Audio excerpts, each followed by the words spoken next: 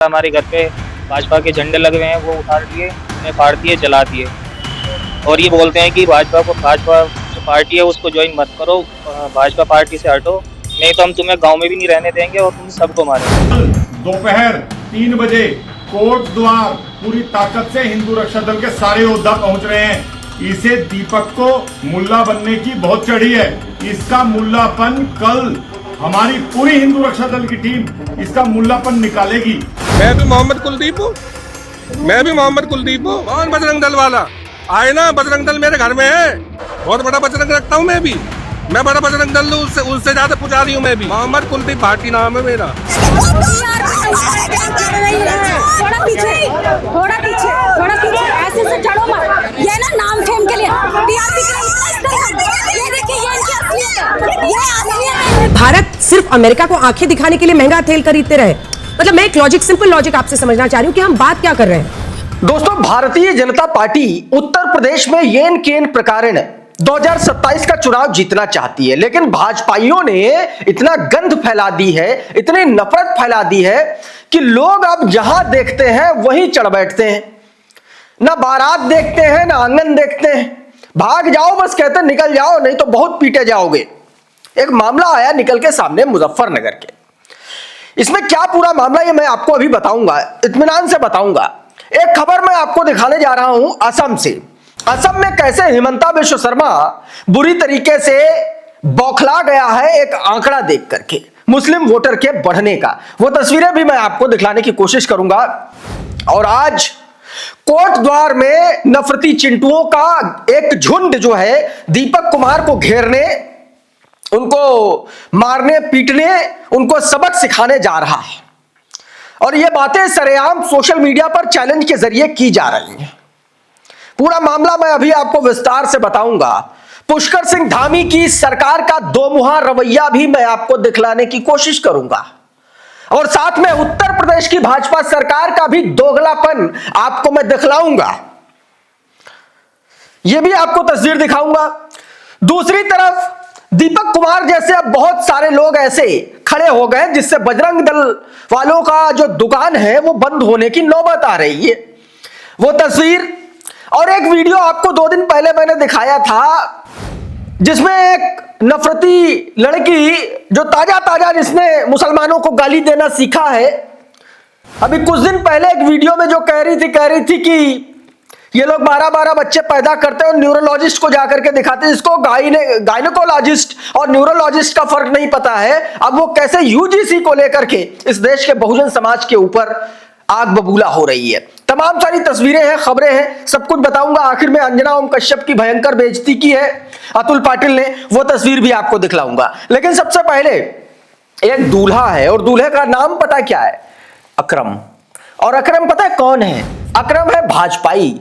मैं एक बात आपको बता दूं, यह लड़ाई दरअसल हिंदू मुसलमान की है ही नहीं। यह लड़ाई भाजपाइयों की नफरत की है, नफरत की पॉलिटिक्स की है। और शायद यही वजह है कि लोग भाजपा को फूटी आंख नहीं देखना चाहते, बिल्कुल नहीं देखना चाहते। अकरम की बारात आई थी और लोगों ने, अब अकरम ने अपने गांव में ही, अपने घर में ही भाजपा का कार्यालय बना रखा, झंडा वंडा सब लगा रखा। पहले आप सुन लीजिए, उसके बाद मैं पूरा वाकया आपको बताता हूं। पहले इसको सुनिए। हमारे घर पे भाजपा के झंडे लगे हुए हैं, वो उतार लिए, उन्हें फाड़ दिए, जला दिए और ये बोलते हैं कि भाजपा जो पार्टी है उसको ज्वाइन मत करो, भाजपा पार्टी से हटो, नहीं तो हम तुम्हें गांव में भी नहीं रहने देंगे और तुम सबको मारेंगे। सर, वो प्रोग्राम इसलिए कैंसिल करा गया है कि ये लोग दबंग हैं और इनके और लोगों से ये मैसेज भिजवा रहे हैं कि अगर आपने वली में करा तो हम वली में भी आप लोगों को मारेंगे और पथराव करेंगे, क्योंकि ये लोग दबंग हैं और इसी वजह से प्रोग्राम कैंसिल करना पड़ा। अब मैं आपको बताता हूं हुआ क्या है। अकरम की बारात आने वाली थी, बारात जा रही थी और इसी वक्त जो है आग बबूला जो लोग पहले से बैठे थे भाजपाइयों के खिलाफ, उन्होंने चढ़ाई कर दी और बताया जा रहा है कि भाजपाइयों को इतना कूटा गया है और उसके बाद जाकर के यह बयान जारी कराया गया। तो अब सवाल यह उठता है कि आखिर ऐसा क्यों हो रहा है? क्या जनता भाजपाइयों के क्रियाकलापों से इतना ज्यादा आजिज आ चुकी है? क्या जनता अब भाजपा का झंडा भी नहीं देखना पसंद कर रही है, और अगर ऐसा हो रहा है तो 2027 में भारतीय जनता पार्टी के लिए स्थितियां बहुत बर्बाद हो जाने वाली हैं। एक और तस्वीर आपको दिखाता हूं। एक खबर है, खबर वैसे तो कानून व्यवस्था को लेकर के, लेकिन सोचिए कि अगर यहां से धर्म का टाइटल अगर बदल जाता तो स्थितियां कुछ और होती। यह तस्वीर देखिए जरा। इस तस्वीर में जो 3 लोग खड़े हुए हैं, ये लड़कियों का धंधा करते थे जी। गाजियाबाद से पोर्टिको होटल के में ये हाई प्रोफाइल सेक्स रैकेट पकड़ा गया, जिसमें पुलिस ने कौन कौन लोग हैं, अंकित, राहुल शर्मा और सुनील, ये तीनों लोग हैं, इनको गिरफ्तार किया है। राहुल इस होटल का मैनेजर है और उसके पास हजारों लड़कियों की प्रोफाइल मिली। मतलब ये पूरा का पूरा होटल जो है एक तरीके से धंधेबाजी का अड्डा था। होटल में ऑन डिमांड जो है ग्राहकों को बुलाया जाता था, लड़कियों को बुलाया जाता था, और यह पूरा धंधा चल रहा था। अब इन लोगों को अरेस्ट किया गया, लेकिन आप सोचिए, आप सिर्फ फर्ज कीजिए कि नाम अगर अलग होते तो क्या होता।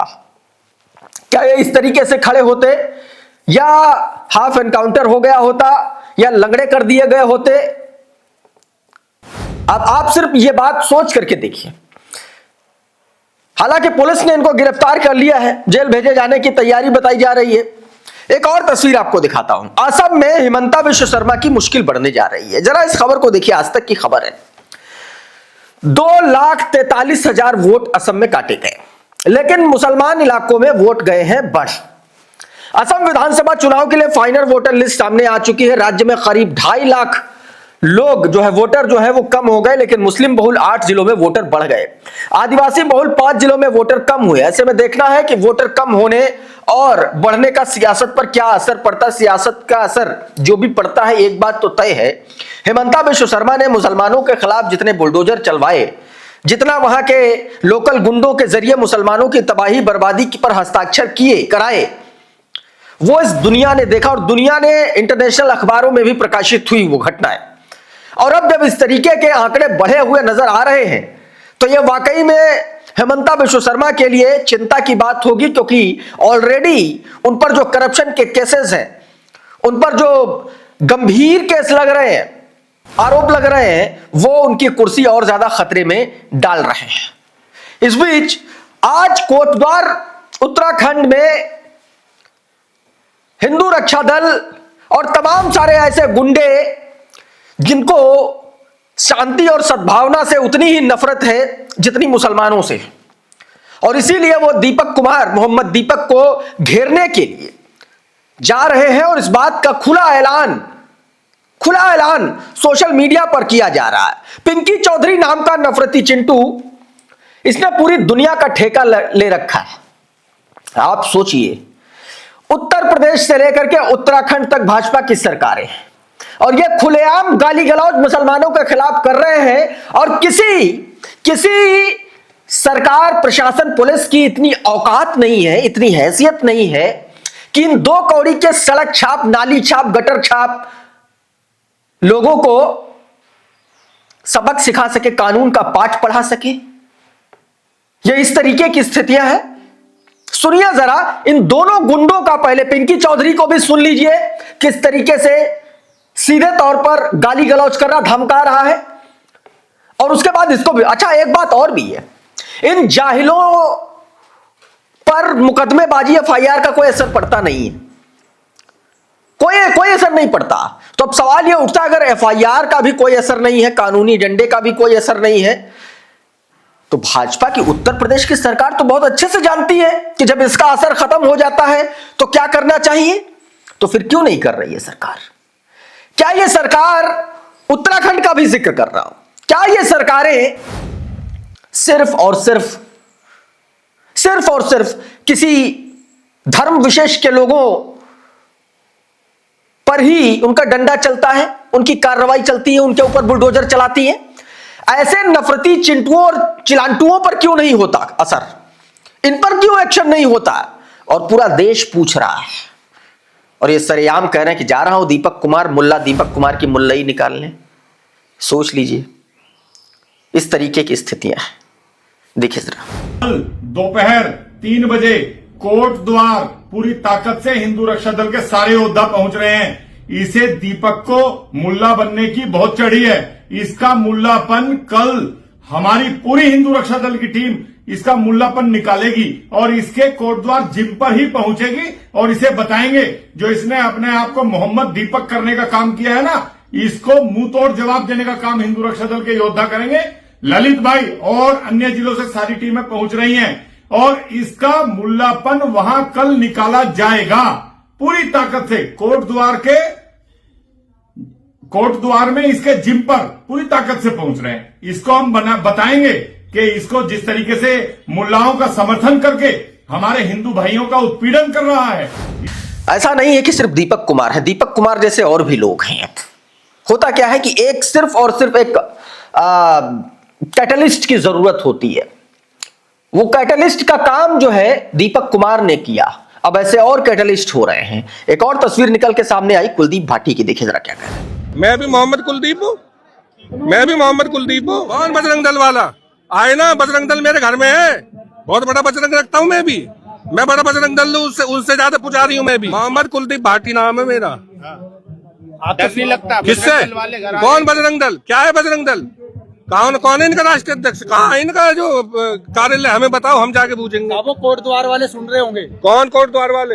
आ जाए ना कोटद्वार वाले, वो मोहम्मद दीपक का बिगाड़ लेना, हम उसके साथ खड़े। एक और खबर दोस्तों बांग्लादेश से। बांग्लादेश में चुनाव है आज और इस बीच जमात इस्लामी जो पार्टी है वहां की, उसके नेता का एक बड़ा बयान सामने आया भारत को लेकर के। प्रेस ट्रस्ट ऑफ इंडिया का ट्वीट आपकी स्क्रीन पर देखिए, इसमें क्या बताया गया, मैं इसका हिंदी तर्जुमा आपको बता देता हूं। इन्होंने बताया कि बांग्लादेश में अल्पसंख्यकों की स्थिति पर इस्लामिक पार्टी जमात इस्लामी के प्रमुख शफीकुर रहमान ने क्या कहा, सुनिए। धर्म चाहे जो भी हो, वे सभी बांग्लादेशी हैं। मेरे देश में कोई भी नागरिक दूसरे दर्जे का नागरिक नहीं है। भारत हमारा सबसे निकटतम पड़ोसी है और हमारी प्राथमिकता बना रहेगा। मैं किसी को अल्पसंख्यक नहीं मानता, हम सब बांग्लादेशी हैं और हर कोई प्रथम श्रेणी का नागरिक है। हम अल्पसंख्यक या बहुसंख्यक के आधार पर किसी भी तरह के विभाजन का समर्थन नहीं करते। इस तरीके की बात लगातार कही गई। बांग्लादेश का यह बयान उनका निकल के सामने। अब इस पर रेहान नाम का ट्विटर हैंडल है, उसने भी एक ट्वीट लिखा जो आप सभी को जानना चाहिए, समझना चाहिए। आपकी स्क्रीन पर देखिए क्या रेहान लिख रहे हैं। कह रहे हैं कि जिस दिन यूपी के मुख्यमंत्री भारत के मुसलमानों के खिलाफ नफरत भरे बयान दे रहे हैं, उसी दिन बांग्लादेश के जमात इस्लामी का प्रमुख अल्पसंख्यकों को प्रथम श्रेणी का नागरिक बता रहा है, लेकिन भारत के तथाकथित सेकुलर और लिबरल लोग दोनों को एक ही श्रेणी में रख देंगे। यह बेहद बेईमानी है। ऐसे लोग अक्सर अपने समुदाय की छवि बनाने के लिए तथ्यों को तोड़ मरोड़ कर पेश करते हैं। यह बात कही गई। अब एक तस्वीर और आपको दिखा देता हूं। आपको याद है एक लड़की थी जो मुस्लिम महिलाओं को 12-12 बच्चे पैदा करने की बात कर रही थी कि ये लोग जाते हैं न्यूरोलॉजिस्ट के पास बैठे रहते हैं, तो बड़ी बेइज्जती हुई थी उसकी।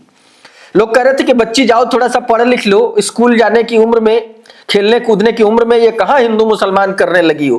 गायनेकोलॉजिस्ट को जो है न्यूरोलॉजिस्ट बता रही हो। वही न्यूरोलॉजिस्ट छाप जो लड़की है वो एक बहुजन बेटी के हत्थे चढ़ गई। फिर क्या उसका हश्र हुआ, वो तस्वीर जरा देखिए। ये दिल्ली में यूजीसी के नए बिल के समर्थन में भीड़ जुटी थी और उस पर ये नई पैदा हुई नफरती चिंटू टाइप की लड़की किस तरीके से फंस गई, ये दिखे जरा, देखिए। थोड़ा पीछे ऐसे से चढ़ो मत। ये ना नाम फेम के लिए टीआरपी के लिए इतना इस्तेमाल। ये देखिए, ये इनकी असलियत है, ये असलियत है इनकी औकात देखिए, ये लोग औकात देखिए। बात नहीं ऊपर। पत्रकारिता सीखो, पहले पत्रकारिता सीखो। अरे छोड़ो, संविधान से तुम लोगों की ऐसी तैसी होती, संविधान से। अरे छोड़ो। ये नेशनल दस्तक की पत्रकार यूजीसी के समर्थन में आजाद समाज पार्टी की तरफ से विरोध प्रदर्शन किया गया था। यूजीसी विरोधी यूट्यूबर आकर के माहौल खराब करने लगे। फिर बहुजन शेरनी पत्रकार निधि रतन ने उनसे 2-4 सवाल कर लिए। भड़क गई, जाति का अहंकार दिखाने लगी। फिर जो हुआ वो आप वीडियो में देख सकते हो और मैंने आपको दिखाया भी। और अब बात अंजना ओम कश्यप की। अंजना देखिए, गोदी एंकरों की एक सबसे बड़ी समस्या पता क्या, विडंबना क्या है, उनको हर चीज जस्टिफाई करनी। मोदी जी पता नहीं कब क्या कर देते हैं। कभी चीन के साथ चले जाते हैं तो सुशांत सिन्हा जैसे लोग चीन के लिए वही काम कर देते हैं जो कभी अमेरिका के लिए कर चुके हैं। अंजना ओम कश्यप के सामने भी यही विपदा है, यही समस्या है। अभी क्रेमलिन में जाकर के पुतिन का इंटरव्यू करके आई थी और एकदम गाना वाना गा करके, सिर पे लाल टोपी रूसी वाला गाना गा करके सब कह के अपना काम जो है करके आ गई। एक इंटरनेशनल शख्सियत के साथ इंटरव्यू किया और अब आकर के जियोपॉलिटिक्स का ज्ञान बता रही थी अतुल पाटिल को। बता रही थी कि पहले रशिया ने डिस्काउंट पर तेल दिया, अब वो तेल डिस्काउंट पर नहीं दे रहा, इसीलिए किस तरीके से छिलाई की है अतुल पाटिल ने अंजना की, ये आपकी स्क्रीन पर है, ये वीडियो जरा देख लीजिए। पहले देखिए। रूस यूक्रेन युद्ध के बाद हमने तेल खरीदना शुरू किया। उस वक्त वो भारी डिस्काउंट दे रहा था और देश को सूट कर रहा था। यूरोपियन यूनियन ने आके दिखाई, अमेरिका ने दिखाई, हम खरीदते रहे। लेकिन जब उसकी बड़ी बड़ी ऑयल कंपनियों पर बैन लगा दिया और सैंक्शंस लगा दिया अमेरिका ने, उसके बाद डिस्काउंट देना उसने कम कर दिया। उससे बेहतर हमको सूट करने लगा अन्य देशों से तेल खरीदना। भारत सिर्फ अमेरिका को आंखें दिखाने के लिए महंगा तेल खरीदते रहे। मतलब मैं एक लॉजिक, सिंपल लॉजिक आपसे समझना चाह रही हूं कि हम बात क्या कर रहे हैं। भारत डिसाइड करेगा कि कहां सस्ता उसको तेल मिलता है और वहां से खरीदेगा। सैंक्शंस लगने के बाद रशिया अब वैसा डिस्काउंट नहीं दे रहा है। सुनिए, एमोक नाम का ट्विटर हैंडल वो लिख रहा है कि Anjana Om Kashyap has reached new height of bootlicking. She is literally saying that stopping to buy Russian oil is a master stroke by Modi government. Venezuela is giving a cheaper oil, so why would we buy it from Russia? सीधे तौर पर अतुल ने कह दिया जो refine करने के लिए तेल है वो रशिया का तेल रिफाइन करने के हिसाब से हमारे पास मशीनें हैं, उसके लिए मशीनें ही नहीं। अब अंजना ओम कश्यप अगर पढ़ के आती तो शायद जवाब दे पाती, लेकिन जवाब नहीं दे पाई। एक और तस्वीर, एक और खबर, एबीपी न्यूज का ये खबर देखिए। रूस से बैन हुए social media platform Facebook, WhatsApp, YouTube, Instagram पर प्रतिबंध। रूस ने इन सब पर प्रतिबंध लगा दिया है। दोस्तों, इस वीडियो में बहरहाल इतना ही। बहुत बहुत शुक्रिया, बहुत बहुत धन्यवाद। आप जुड़े रहिए आपके अपने चैनल द लाइव टीवी के साथ। नमस्कार। द लाइव टीवी, सच सबसे आगे।